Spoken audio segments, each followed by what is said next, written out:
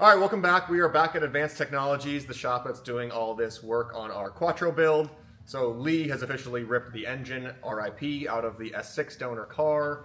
The car's in great shape. We're going to maybe salvage it, maybe sell it, TBD. Not sure what parts we're going to take off of it besides the engine, so we'll get to that next time in a month or two. But this time, so the engine's out. Lee has disassembled the engine. We have a giant pile of parts right behind me rebuilding this engine. So we're going to grab Lee, go over to the table of parts, and walk through what we're doing to build this engine.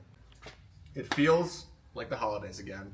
So we got here, Lee's got all these parts. We have the connecting rods, we have pistons, we have the studs for the head and the crank, the bearings and the chain right now.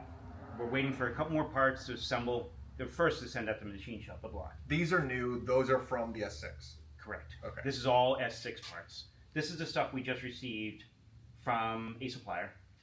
Unbelievably great person. You know what? I'm going to mention his name. Four Rings Performance, and the gentleman his owner is Jeff Gerner.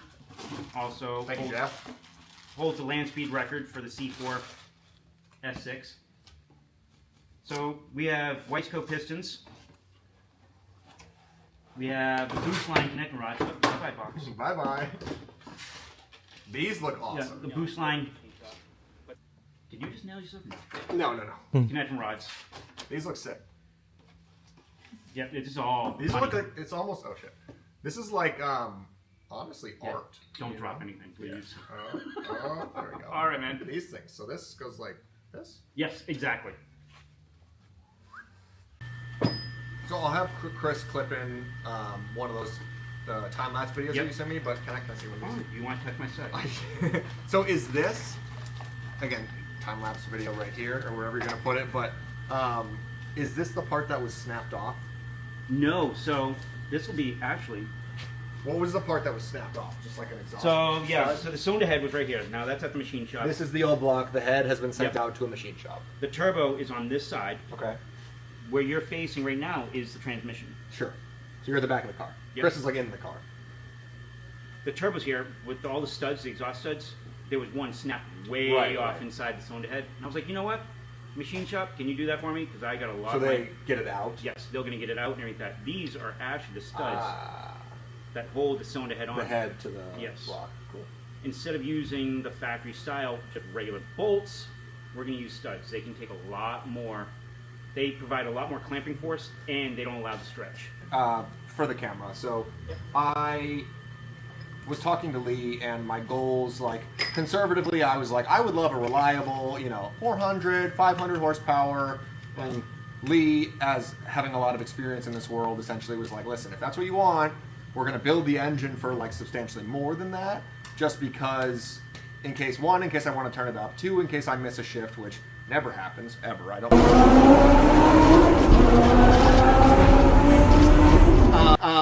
but if there's any issues, any sort of minor mishap that happens, it'll be built, I think, to handle 800 to 1,000, possible, give or take.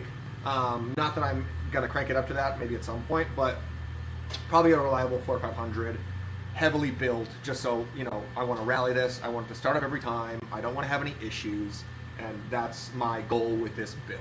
So that's kind of why we're doing all that we're doing with these parts, to overbuild the engine, just in case. What other questions do you have about this stuff? No, so I mean, again, I'm still working on this whole patience thing. Oh, so I've been pretty good overall. Lee and I chat once a week, every other week, about, like, here's an update. He'll send me a time-lapse video. Thank you for bathing the Quattro last week, getting all the barn dust off. Yes. I don't know. I'm working on my patience. I'm learning this whole process. So again, we bought the car, we shipped it up here, took the motor out, we're rebuilding the motor. Next step is take the Quattro motor out. Yes. Prior to, obviously assembling this, but taking the Quattro motor out, and then are we putting this in before we take other parts off the S6? Because I know we're taking we want to suspension then or it's going brakes to be, need that, need this. So when we're doing the install and swap, oh crap, I need that. Sure. We'll need this, Instead of me dismantling everything off the S6 and maybe taking too much off of it, not too much, but just stuff that's not needed. Sure. So just wait until you need it, take it off.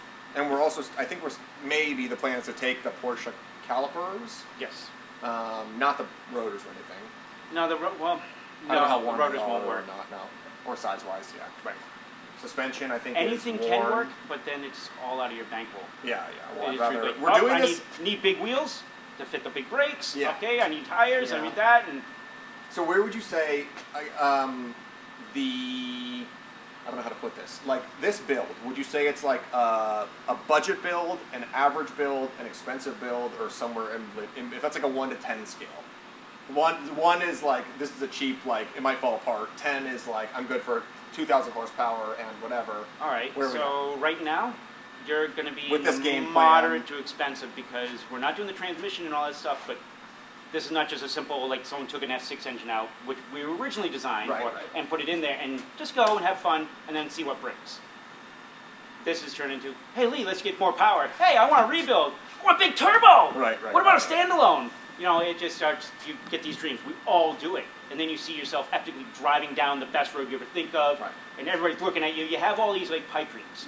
We all do it. Well, I've talked to myself as through our conversations. I've gone from a lot of these conversations. I should record all of these for video, but like I wanted to, and maybe at some point we'll do a 6-speed swap or like the Euro front and rear bumpers. But like luckily through conversations with both myself and my girlfriend Brianna and Lee, it's been like okay, like here's all the things I want to do big picture, but like let's slow down. First, we'll rebuild the engine, get the engine and get the car moving under its own power. After that, some stuff's probably going to break, whether it's suspension or brakes or whatever, so like figure out all that stuff, and then once it's sorted, then we 6-speed swap. Then we do the bumpers, then we Yes. do the paint or whatever, you know, like I think getting But the keep engine your eye running. for those bumpers. If you see them somewhere, over in Europe or anywhere in Canada, and you see them, buy them. You know, I'm Okay. just saying, if it's one of those things like, oh my God, I want these and you can't come across them again, Sure, buy them. sure, okay.